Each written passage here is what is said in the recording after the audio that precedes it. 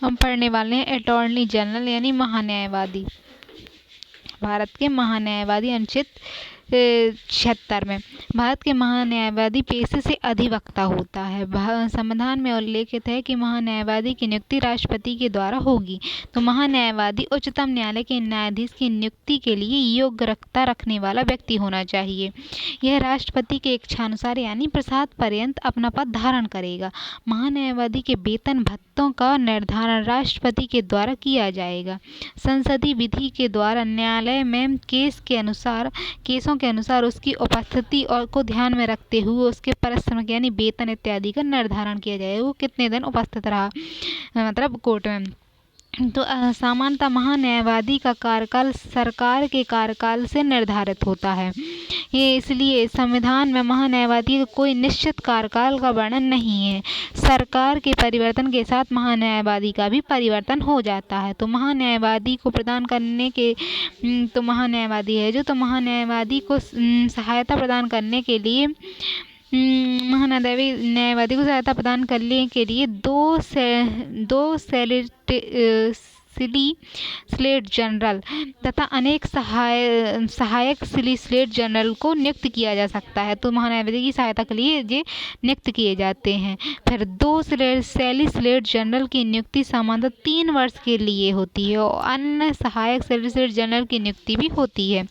तो दोनों महान्यायवादियों को सहायता प्रदान दोनों जो होते हैं वो महान्यायवादी को क्या करते हैं, सहायता प्रदान करते हैं। सॉलिसिटर जनरल के पद का उल्लेख संविधान में नहीं है बल्कि संसदीय विधि में उल्लेखित है और विधि मंत्रालय द्वारा इसे नियुक्त किया जाता है। तो विधि मंत्रालय द्वारा नियुक्त किया जाता है। महान्यायवादी अपनी निजी वकालत भी जारी रख सकता है परंतु निजी वकालत पर अनेक प्रतिबंध लगाए जाते हैं। वह ऐसी मामले में किसी भी पक्ष से बचाव करेगा जिसमें भारत सरकार एक पक्ष में हो। भारत का महान्यायवादी भारत सरकार को विधि के संबंध में परामर्श देने वाला सबसे बड़ा अधिकारी होता है। तो अनुच्छेद 76 में है। उच्चतम न्यायालय और उच्च न्यायालय में लंबित मामलों पर भारत सरकार का प्रतिनिधित्व करता है तथा राष्ट्रपति के द्वारा जब कोई विषय उच्चतम न्यायालय में परामर्श के लिए सौंपना हो या भेजा जाता है तो अनुच्छेद 143 है तो इसके पहले महान्यायवादी की सलाह ली जाती है। भारत के विभिन्न उच्च न्यायालयों में लंबित मामले जो भारत सरकार से संबंधित है उनका बचाव महान्यायवादी द्वारा किया जाता है। उदाहरण के लिए उच्चतम न्यायालय द्वारा न्यायिक नियुक्ति आयोग से संवैधानिकता पर विचार किया जा रहा है तो सरकार की ओर से महान्यायवादी आयोग की स्थापना का बचाव कर रहा है। तो महान्यायवादी उस केस को जाके लड़ता है उसमें कोर्ट में, तो उसके आयोग की बचाव महान्यायवादी द्वारा किया जाता है। उदाहरण के लिए उच्चतम न्यायालय के द्वारा न्यायिक नियुक्ति आयोग संवैधानिक विचार किया जा रहा है तो सरकार की ओर से महान्यायवादी आयोग की स्थापना का बचाव कर रहा है। अतः सरकार प्रत्येक वैधानिक और संवैधानिक मामलों पर महान्यायवादी से परामर्श लेती है। तो सरकार से परामर्श लेती है और महान्यायवादी को संसद के दोनों सदनों में बोलने का अधिकार दिया गया है परंतु इसे सदन के मतदान का अधिकार नहीं है। तो इस तरह महान्यायवादी की हो गई। अब है उपराष्ट्रपति वाइस प्रेसिडेंट। तो भारतीय संविधान में उपराष्ट्रपति पद के किसी भी कार्य का उल्लेख नहीं है कि वो क्या कार्य करेगा।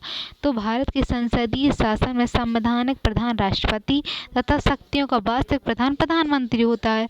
इसलिए उपराष्ट्रपति पद स्वयं में महत्वहीन प्रतीत होता है।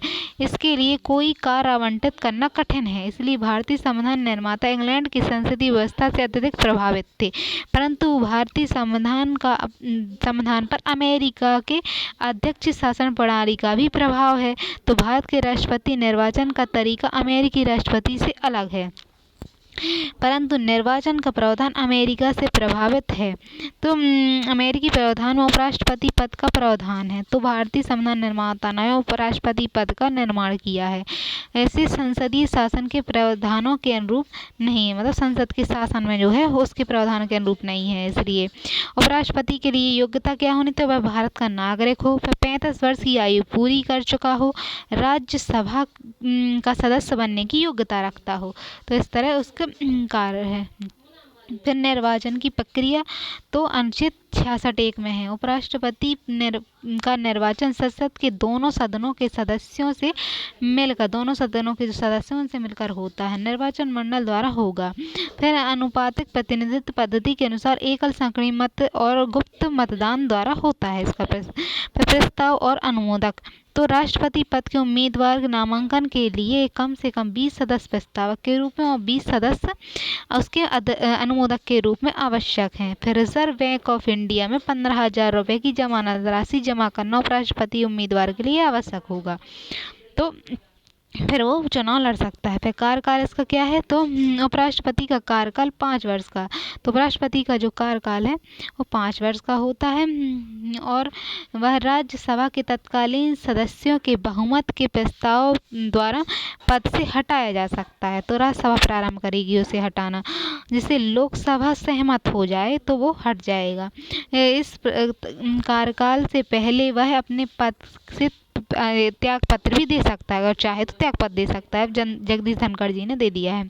तो उपराष्ट्रपति को पुनर्निर्वाचित होने की शक्ति संविधान से प्राप्त होती है। वह पुनर्निर्वाचित भी हो सकता है। वर्ष 1957 में डॉक्टर राधाकृष्णन उपराष्ट्रपति के लिए दोबारा निर्वाचित हुए थे। इसके बाद हामिद अंसारी को दोबारा उपराष्ट्रपति के लिए निर्वाचित किया गया था। तो इस तरह दोबारा भी बन सकते हैं। उपराष्ट्रपति का पद मुक्त होना, तो किस तरह से उन्हें हटाया जाएगा, तो उपराष्ट्रपति अपने निर्धारित कार्यकाल 5 वर्ष के पहले 2 आधारों पर पद मुक्त हो सकते हैं। यानी 5 वर्ष का उनका कार्यकाल होगा और 2 वर्षों में के आधार पर मुक्त किए जा सकते हैं। प्रथम वह है जब राष्ट्रपति को संबोधित करके वह अपना त्याग पत्र छोड़ दे, तो राष्ट्रपति को संबोधित करते हुए अपना त्याग पत्र दे दे। दूसरा, राज्यसभा के सदस्यों द्वारा राष्ट्रपति को पद से हटाने का प्रस्ताव राज्यसभा में लाया जाए। तो जिसके निम्नलिखित आधार हो सकते हैं, जैसे उपराष्ट्रपति को हटाने से संबंधित संकल्प राज्यसभा में प्रस्तुत करने से पहले कम से कम 14 दिन पहले उसकी सूचना उपराष्ट्रपति को देना आवश्यक है। तो उपराष्ट्रपति को हटाए जाने वाला संकल्प राज्यसभा में रखा जा सकता है। इस संकल्प को राज्यसभा के तत्कालीन सदस्यों के बहुमत द्वारा पारित किया जाना आवश्यक है। फिर राज्यसभा द्वारा पारित संकल्प लोकसभा में भेजा जाता है और आवश्यक है कि लोकसभा इस प्रस्ताव को साधारण बहुमत से पारित करे। तो लोकसभा द्वारा उपराष्ट्रपति को हटाए जाने वाले संकल्प का समर्थन मिलने से ही उपराष्ट्रपति अपने पद से हट जाता है। उसके वेतन भत्ते कितने होते हैं, तो संविधान में उपराष्ट्रपति की उपलब्धियों के बारे में कोई व्यवस्था नहीं है। उपराष्ट्रपति को वेतन व भत्तों के अन्य सुविधाएं राज्यसभा के सभापति के रूप में मिलती हैं। तो राज्यसभा का सभापति है, इस रूप में उसे वेतन भत्ते और सुविधाएं मिलती हैं। वर्तमान में उपराष्ट्रपति के 1.5 लाख रुपए की वेतन प्रति माह मिलता है, यानी 2008 के अनुसार है वो। अब उपराष्ट्रपति की शक्तियों कार्यकाल, तो अनुच्छेद 64 और 65 के अंतर्गत उपराष्ट्रपति के कार्यों का वर्णन किया गया है। तो कार्य उसके 64 अनुच्छेद 65 में है। तो संविधान में उपराष्ट्रपति के किसी भी कार्य का उल्लेख नहीं है। वह राज्यसभा का पदेन सभापति होता है तथा उसे राज्यसभा के पदेन सभापति के रूप में वेतन भत्ते प्राप्त होते हैं। तो उपराष्ट्रपति के रूप में नहीं, तो उसे उपराष्ट्रपति के रूप में कुछ भी नहीं मिलता है। और राष्ट्रपति पद के प्रकार कर सकता है, वह राष्ट्रपति पद पर भी कार्य कर सकता है अगर राष्ट्रपति नहीं है। तब कार्य करेगा जब राष्ट्रपति की मृत्यु हो जाए, अनुच्छेद 65(1) में है। और यदि राष्ट्रपति परित्याग दे दे, तो राष्ट्रपति अगर त्याग पत्र दे दे तो वो राष्ट्रपति का कार्य करेगा। फिर महाभियोग या अन्य किसी प्रकार से राष्ट्रपति अगर हट जाए, तो फिर अन्य किसी कारण से उत्पन्न असमर्थता की स्थिति में, बीमारी की या अनुपस्थिति में वो राष्ट्रपति का कार्य कर सकता है। फिर कार्यवाहक राष्ट्रपति के रूप में कार्य करेगा। तो संविधान में उल्लेख नहीं है कि राष्ट्रपति किस प्रकार अपने कार्य करने में समर्थ नहीं होंगे, परंतु राजेंद्र प्रसाद जी जो थे वर्ष 1960 में सोवियत संघ की 15 दिन की यात्रा के दौरान उनका कार्य उपराष्ट्रपति राधाकृष्णन के द्वारा संपादित किया गया था, क्योंकि वो 15 दिन के लिए सोवियत संघ गए थे।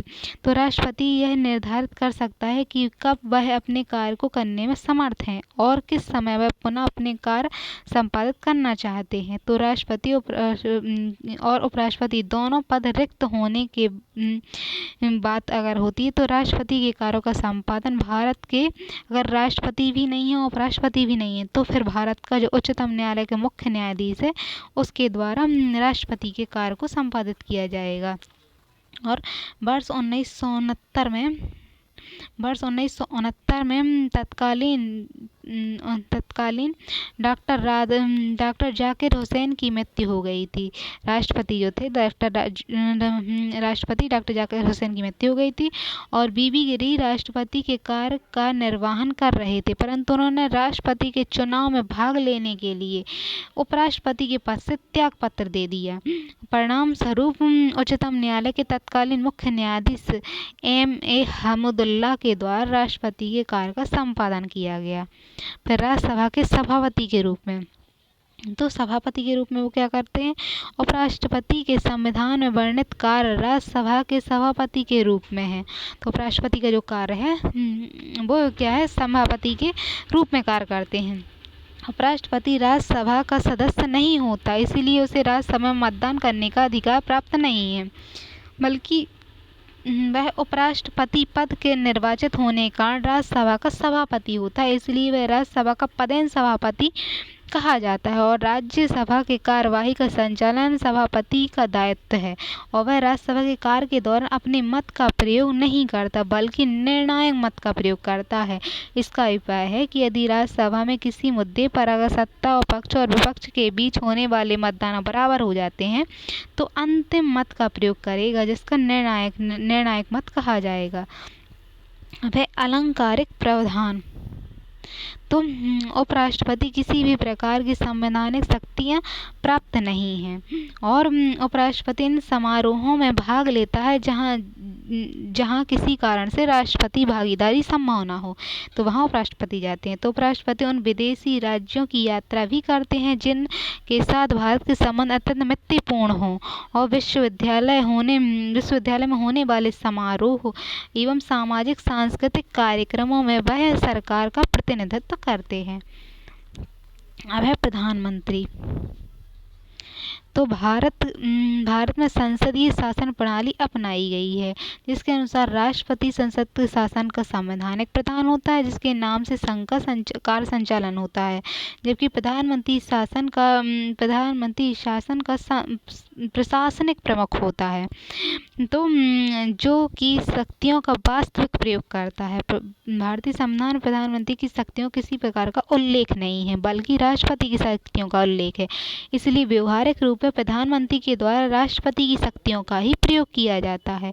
वह पर क्या आधारित है, तो भारत में संसदीय शासन जो है ब्रिटेन के संघ शासन से अपनाया गया है जो संसदीय परंपराओं पर आधारित संचालित होता है।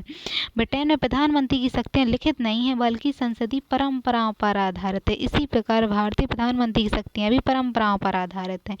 इसके अनुसार प्रधानमंत्री मंत्रियों के विभागों का आवंटन उनके फेरबदल भी कर सकता है, यानी कौन मंत्रियों किस विभाग को देना है वो ये तय करता है तथा वह मंत्रिमंडल की बैठक की अध्यक्षता करता है।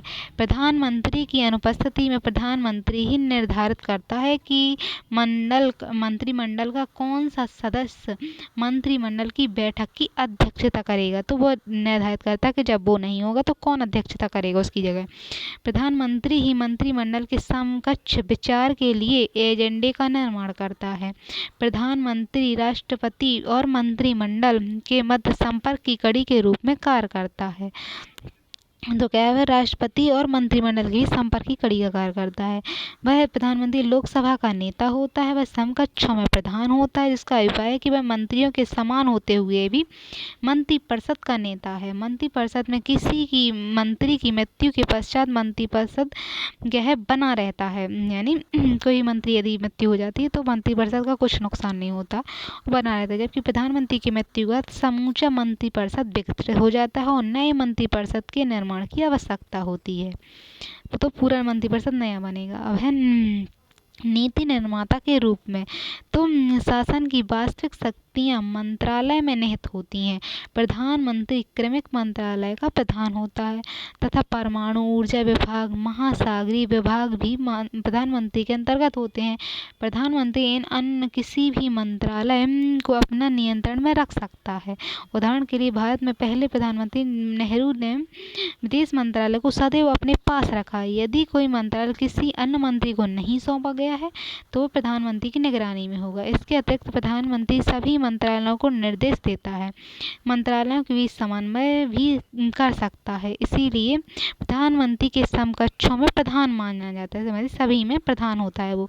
प्रधानमंत्री नीति आयोग का अध्यक्ष होता है, राजकीय परिषद का भी अध्यक्ष होता है। इसलिए प्रधानमंत्री देश के विकास के लिए आर्थिक, सामाजिक, रक्षा संबंधी नीतियों का निर्माता होता है।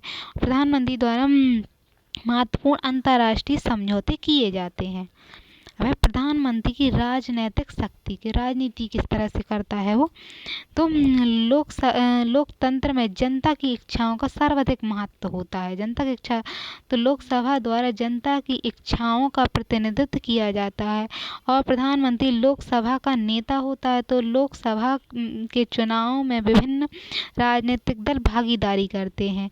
जिस दल को लोकसभा का बहुमत प्राप्त होता है उसी दल का मुखिया प्रधानमंत्री बनता है। जिसको लोकसभा में बहुमत होगा उसी का मुखिया प्रधानमंत्री होगा। इसलिए प्रधानमंत्री समूचे देश की इच्छाओं का प्रतिनिधित्व करता है।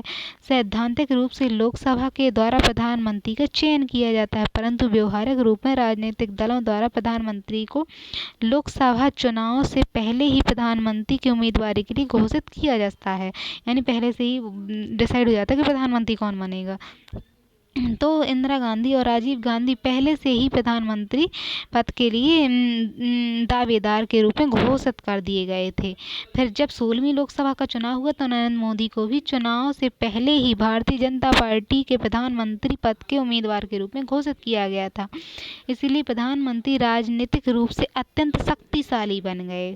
फिर प्रधानमंत्री की नियुक्ति, तो संविधान के अनुसार प्रधानमंत्री की नियुक्ति राष्ट्रपति के द्वारा होती है। प्रधानमंत्री में नियुक्ति राष्ट्रपति करते हैं, अनुच्छेद 75(1) में है। और भारतीय लोकतंत्र के आरंभिक वर्षों में लोकसभा सबसे बड़े दल के नेता के रूप में प्रधानमंत्री की नियुक्त किया गया। पहले क्या होता है, सबसे बड़े दल के जो नेता होते हैं उसी को नियुक्त किया जाता है। तो प्रधानमंत्री नेहरू के निधन के बाद मंत्रिमंडल में सबसे वरिष्ठ नेता गुजराली लाल नंदा को कार्यवाहक प्रधानमंत्री के रूप में नियुक्त किया गया। तब फिर लाल बहादुर शास्त्री के निधन के बाद गुजराली लाल को फिर प्रधानमंत्री बनाया गया, लेकिन इसके बाद परंपरा का निर्वहन जो था वो नहीं किया गया। और 1984 में इंदिरा गांधी की हत्या के बाद राजीव गांधी को कार्यवाहक प्रधानमंत्री बनाया गया, जबकि राजीव गांधी तत्कालीन समय में मंत्रिपरिषद के सदस्य भी नहीं थे, यानी वो मंत्रिपरिषद में भी नहीं थे, लेकिन उन्हें बना दिया गया प्रधानमंत्री। 1989 में संपन्न लोकसभा चुनाव अप्रत्याशित था, जिसमें किसी भी एक दल को लोकसभा में स्पष्ट बहुमत प्राप्त नहीं हुआ। इसीलिए प्रधानमंत्री की नियुक्ति कार्य जटिल हो गया कि अब कौन प्रधानमंत्री बनेगा। तो वर्ष 1996 में तत्कालीन राष्ट्रपति डॉक्टर शंकर दयाल शर्मा ने लोकसभा में सबसे बड़े दल के नेता अटल बिहारी वाजपेयी को प्रधानमंत्री पद के लिए आमंत्रित किया। तो अटल बिहारी वाजपेयी ने जनता पार्टी के नेता थे, उन्हें लोकसभा में बहुमत प्राप्त नहीं था, उन्हें मतलब बहुमत प्राप्त नहीं थी पूरी स्पष्ट। और लोकसभा में क्या हुआ कि इस सभा में अटल बिहारी वाजपेयी बहुमत सिद्ध नहीं कर सके। परिणाम स्वरूप गठबंधन सरकारों के दौर में राष्ट्रपति के द्वारा गठबंधन के सहयोगियों के नेता को प्रधानमंत्री के रूप में नियुक्त किया गया। तो गठबंधन का जो नेता होगा उसे नियुक्त करने लगे। फिर संविधान में केवल यह उल्लेख है कि राष्ट्रपति द्वारा प्रधानमंत्री की नियुक्ति की जाएगी, जबकि व्यवहारिक रूप में लोकसभा में बहुमत दल के नेता तथा गठबंधन के नेता को प्रधानमंत्री के रूप में नियुक्त किया। जिसके पास ज़्यादा नेता होगा, जो सबका गठबंधन का हो या बहुमत दल का हो, तो उसे नियुक्त किया जाता है, बुलाया जाता है। अब प्रधानमंत्री राज्यसभा से, तो प्रधानमंत्री राज्यसभा में किस तरह से होता है, तो संविधान में ये स्पष्ट उल्लेख नहीं है कि प्रधानमंत्री किस सदन का सदस्य होना चाहिए। तो इंदिरा गांधी बस 1966 में जब पहली बार प्रधानमंत्री बनी तो वे राज्यसभा की सदस्य थी, लेकिन बाद में उन्होंने लोकसभा चुनाव में भागीदारी करके प्रधानमंत्री बन गई थी। 1990 के बाद संघ में निर्मित होने वाले गठबंधन सरकार के दौर में वर्ष 1996 तक के दौर में देवेगौड़ा प्रधानमंत्री बनने के बाद राज्यसभा के सदस्य बने और इंद्र कुमार गुजराल भी राज्यसभा के सदस्य बने। फिर मनमोहन सिंह भी प्रधानमंत्री बनने के दौरान राज्यसभा के सदस्य थे। संविधान में प्रधानमंत्री किसी भी सदन का हो सकता है, परंतु संसदीय परंपराओं के अनुसार लोकसभा का सदस्य होना चाहिए। तो किसी भी सदन का सदस्य हो सकता है।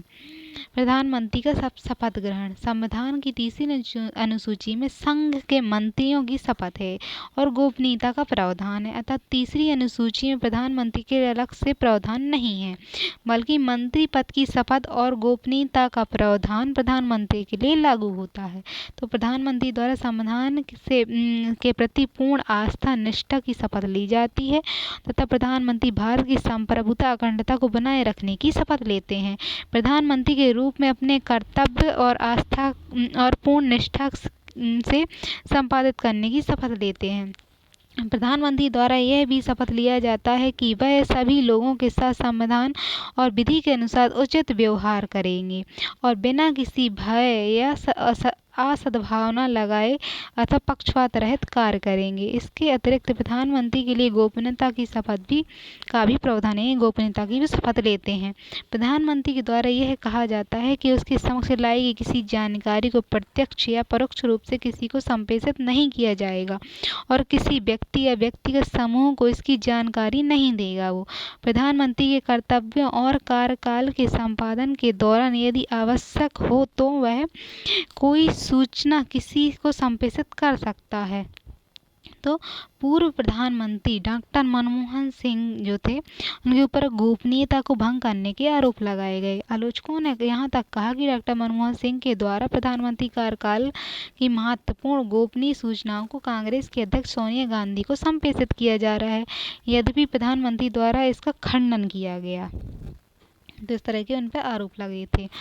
फिर मंत्री की नियुक्ति, मंत्रियों की नियुक्ति होती है। तो इसमें भारतीय संविधान में मंत्रिपरिषद का उल्लेख किया गया है। संविधान के अनुच्छेद 74(1) में स्पष्ट कहा गया है कि राष्ट्रपति को सलाह सहायता के लिए मंत्रिपरिषद होगा। तो राष्ट्रपति की सहायता के लिए मंत्रिपरिषद होगा जिसका मुखिया प्रधानमंत्री होगा। तो राष्ट्रपति मंत्रिपरिषद की सलाह और सहायता के आधार पर कार्य करेगा। अनुच्छेद 78(3) में है यह उल्लेख है कि यदि किसी मंत्री के द्वारा किसी मुद्दे पर विचार किया गया है तो प्रधानमंत्री का यह कर्तव्य है कि वह उस मुद्दे को विचार के लिए समूचे मंत्रिपरिषद के समक्ष रखा जाए। और संविधान में 44वें संविधान संशोधन द्वारा मंत्रिमंडल शब्द का उल्लेख किया गया है, जबकि इसका पहले संविधान में मंत्रिपरिषद का उल्लेख किया गया था। तो मंत्रिमंडल शब्द का भी उल्लेख आ गया है। तो मंत्रियों की नियुक्ति संविधान के अनुसार राष्ट्रपति द्वारा की जाती है, लेकिन मंत्री के रूप में नियुक्ति के लिए किसी भी सदन का सदस्य होना आवश्यक है। मतलब कोई भी सदन का सदस्य हो वो व्यक्ति तो मंत्री बन जाएगा। यद्यपि 6 महीने तक बिना सांसद हुए भी, यानी बिना किसी सदन का सदस्य हुए भी वह मंत्री पद धारण कर सकता है। तो ये बात मेन है कि बिना सांसद हुए भी मंत्री पद धारण कर सकता है। इसका अभिप्राय है कि वह व्यक्ति मंत्री के रूप में शपथ ले सकता है और 6 महीने की अवधि में संसद बन सकता है। उच्चतम न्यायालय ने तेज प्रताप सिंह बाद में 2001 में स्पष्ट कहा, यदि कोई व्यक्ति 6 महीने के अंदर संसद ना बन सके तो उसे पुनः मंत्री के रूप में नियुक्त नहीं किया, यानी पुनः वो मंत्री नहीं बनेगा। तो मूल संविधान में मंत्रिपरिषद का आकार निर्धारित नहीं था कि कितना लोग मंत्रिपरिषद बन सकते हैं, लेकिन 91वें संविधान संशोधन हुआ जब, तो उसमें 91वें संविधान संशोधन में क्या हुआ, 91वें संविधान संशोधन 2003 के द्वारा निश्चय कर दिया गया कि मंत्रिपरिषद का आकार संसद की कुल सदस्य संख्या का 15%, तो 15% से अधिक नहीं होना चाहिए, जिसकी प्रधानमंत्री भी शामिल होगा उसमें।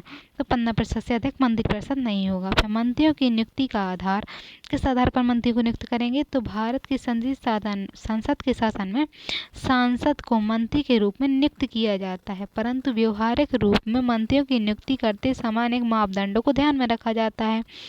तो मंत्री का चयन देश के लगभग सभी क्षेत्रों तथा जातिगत संतुलन बनाए रखने का प्रयत्न किया जाता है कि सब क्षेत्रों के लोग भी मंत्री बन सकें और सब जातियों के लोग भी उसमें आ जाएं। और अल्पसंख्यक महिलाओं को भी मंत्रिपरिषद में स्थान दिया जाता है।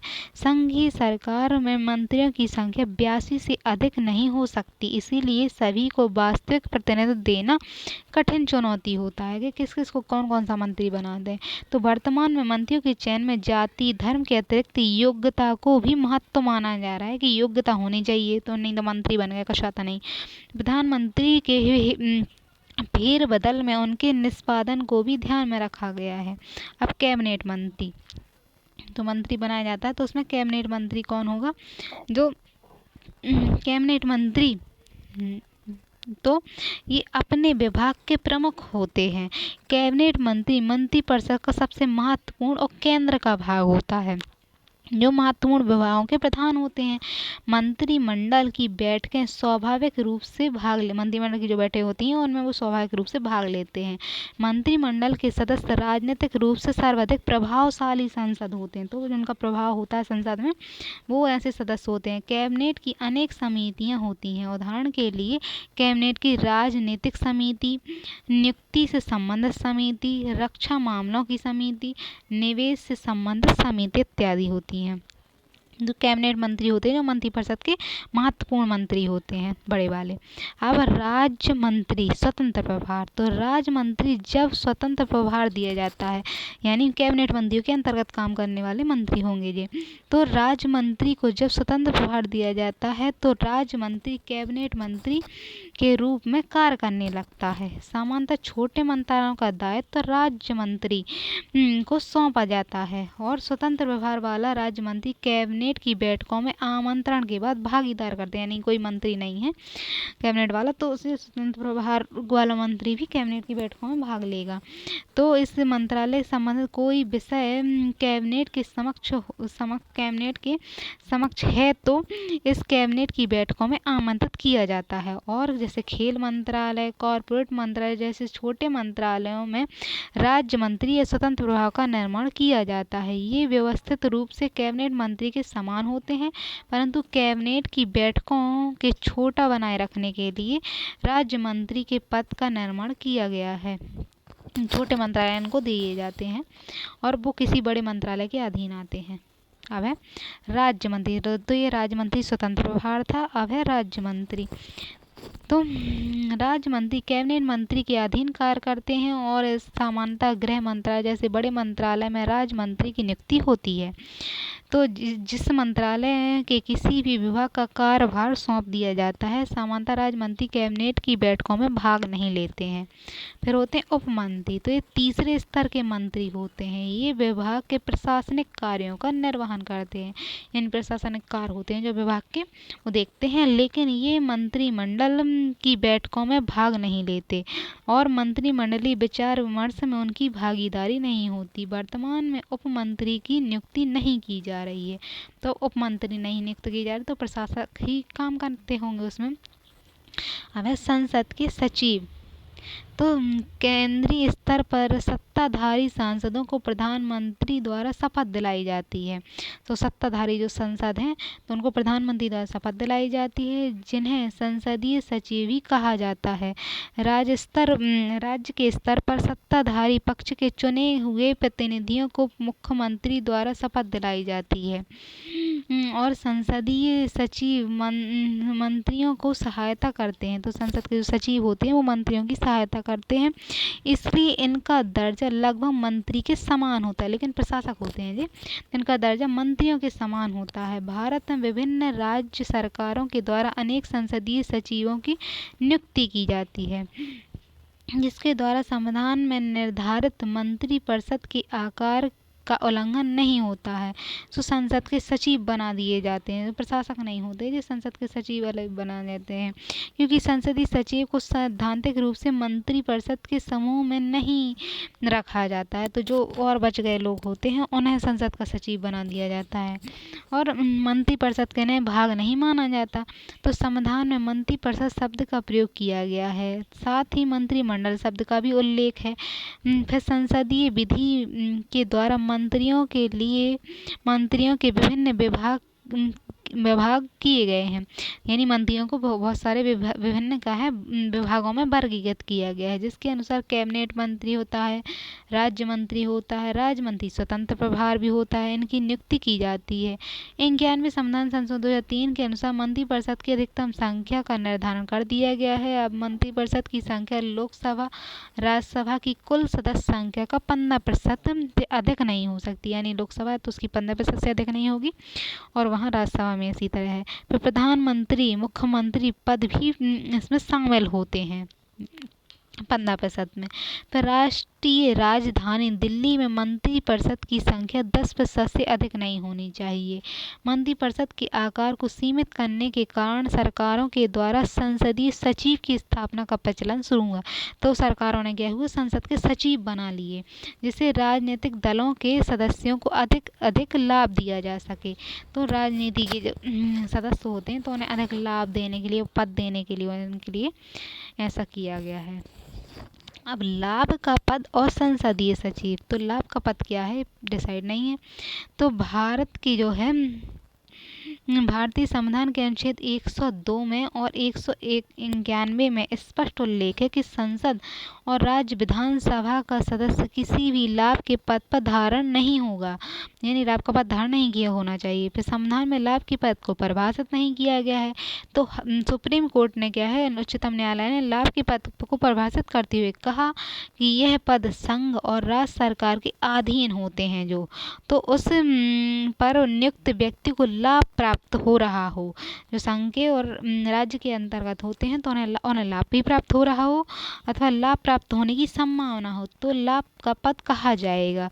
संसद ने वर्ष 1959 में एक अधिनियम का निर्माण करते हुए अनेक पदों को लाभ के पद से बाहर मंत्रियों का पद भी शामिल किया गया है। तो उन्होंने क्या किया, अनेक पदों को लाभ के पद से बाहर रखा है। इसमें क्या होते हैं, मंत्रियों का पद भी शामिल होगा, यानी मंत्रियों का पद जो है लाभ के पद में नहीं आएगा।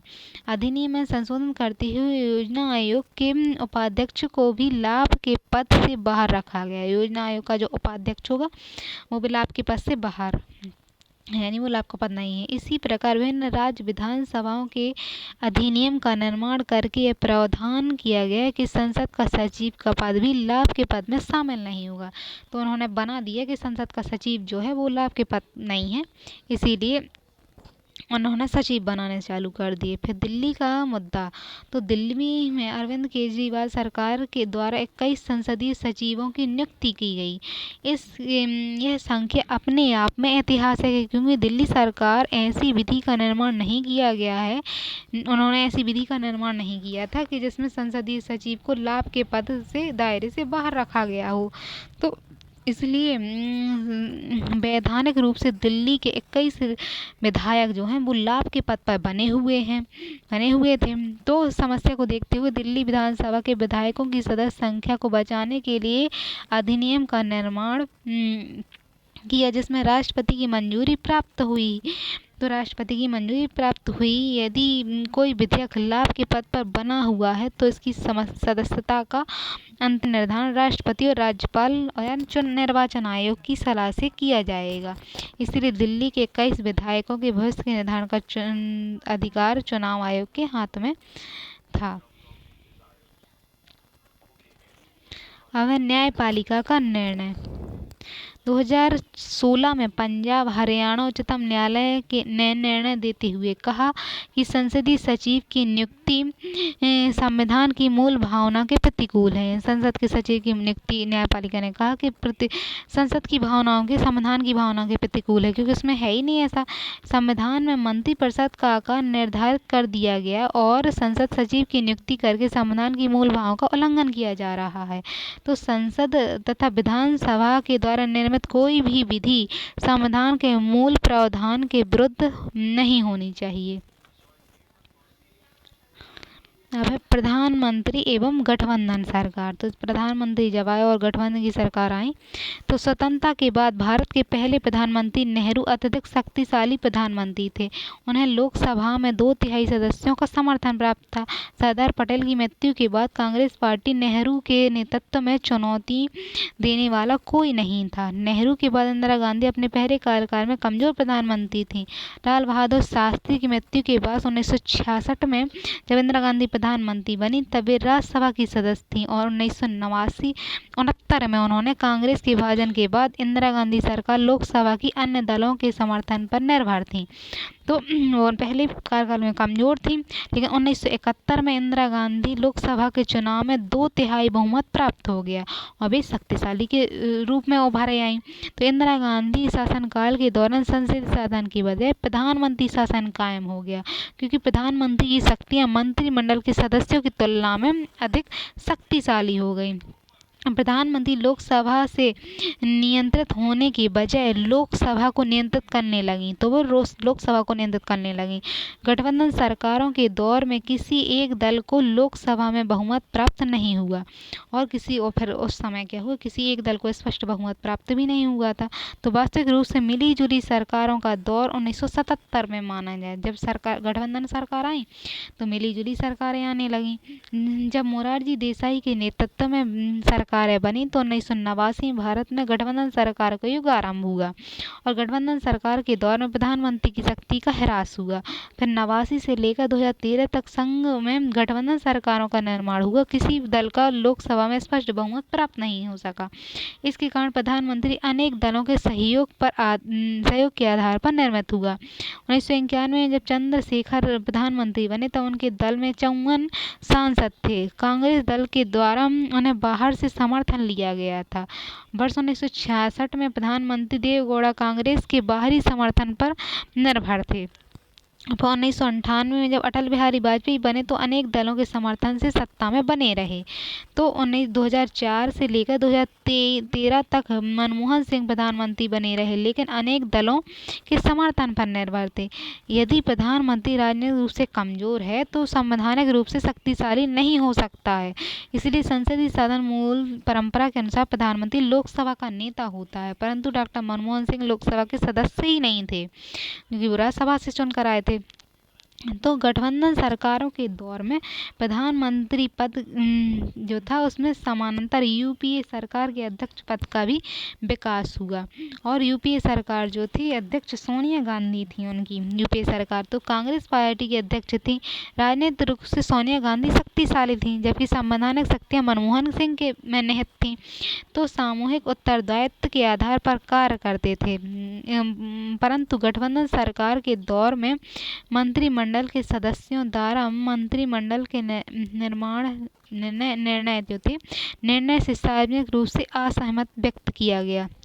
यानी गठबंधन सरकार के दौर में बाहर से समर्थन देने की परंपरा का भी विकास हुआ।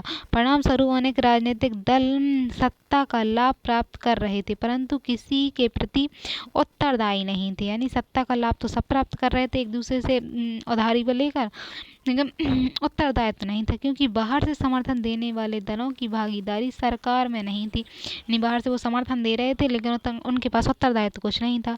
तो संसद शासन में मंत्रालयों के फेरबदल का अधिकार प्रधानमंत्री को होता है, परंतु गठबंधन के सहयोगी द्वारा प्रधानमंत्री पद पर प्राप्त करने के लिए प्रधानमंत्री के साथ अपने पहले ही समझौता कर लिया जाता था। यह भी उल्लेखनीय है कि प्रधानमंत्री देश की नीति का निर्माता होता है, यानी नीतियां बनाता है वो, परंतु गठबंधन सरकार के दौर में न्यूनतम साझा कार्यक्रम पहले से ही निर्णय लिया जा चुका था कि कौन क्या बनेगा, ये इसका निर्धारण पहले ही हो चुका होता है। प्रधानमंत्री नीति निर्माता के रूप में भूमिका कमजोर होती है।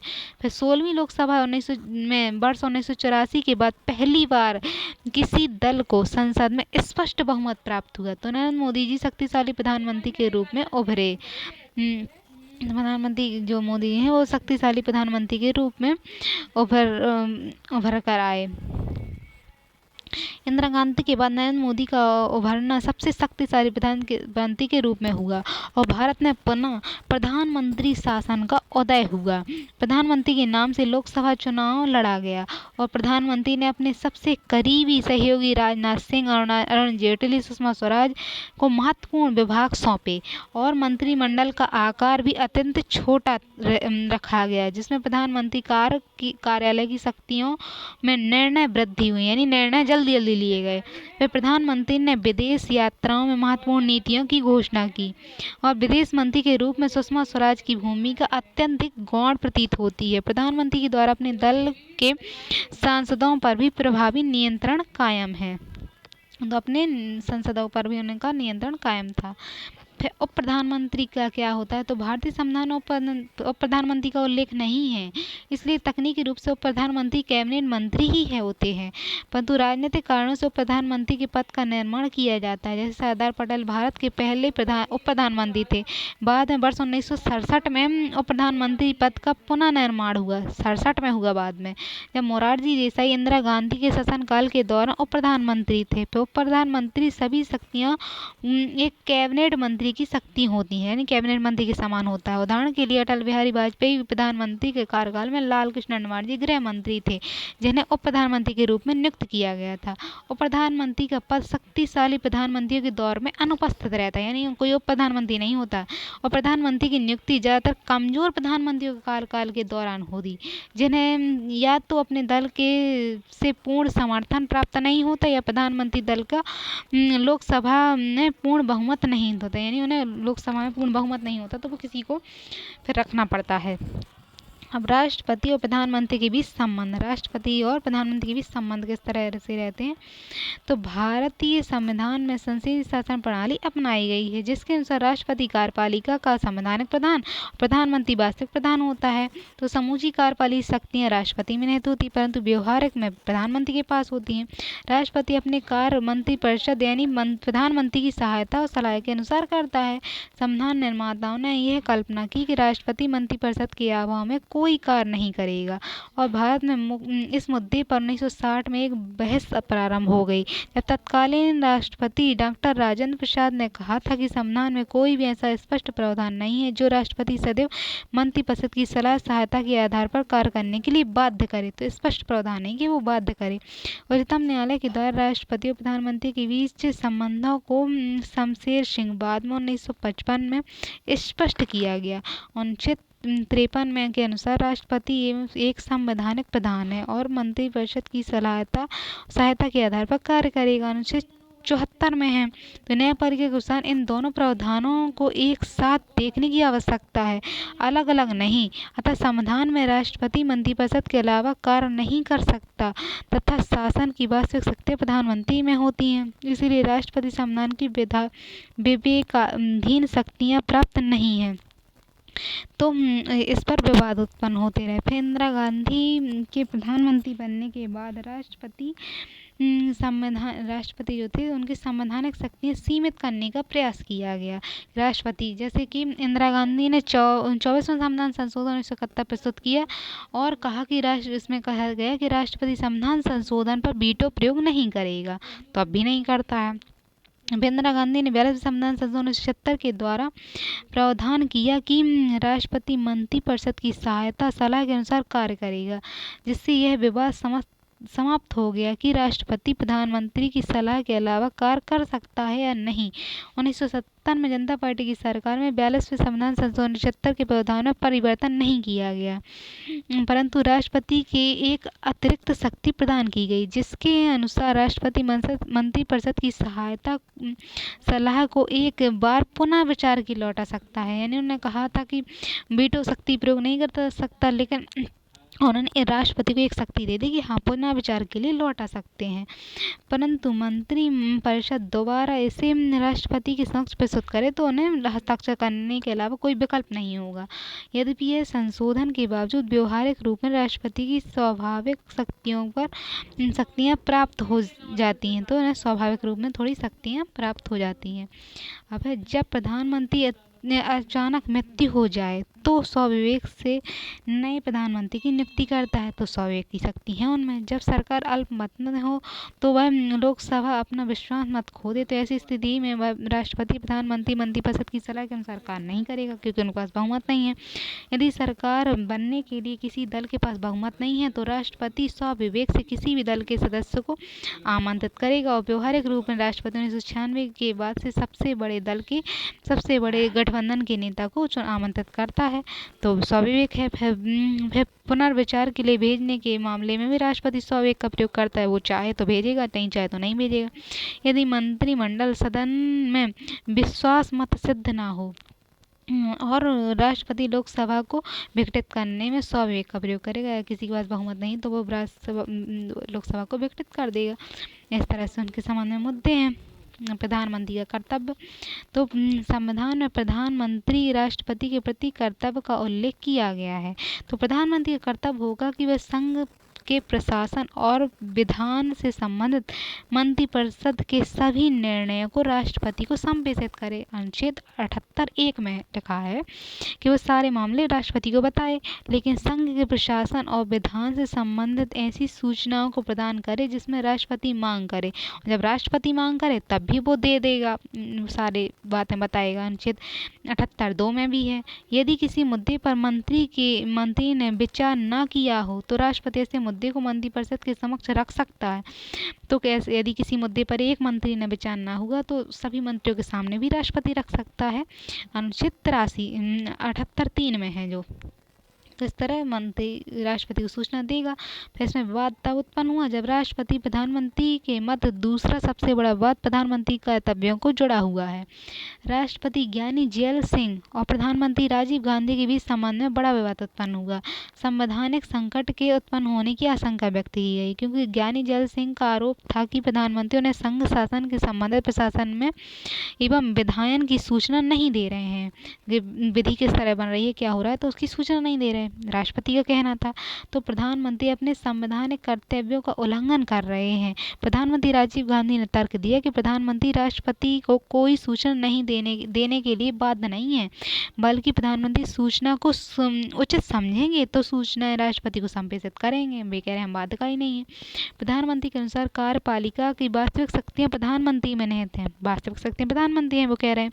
इसीलिए सूचना को देने का निर्धारण भी प्रधानमंत्री करेंगे। प्रधानमंत्री के अनुसार वह गोपनीयता की शपथ लेते हैं, जबकि राष्ट्रपति गोपनीयता की शपथ नहीं लेते हैं। इसलिए सूचना देने की शक्ति प्रधानमंत्री में निहित है।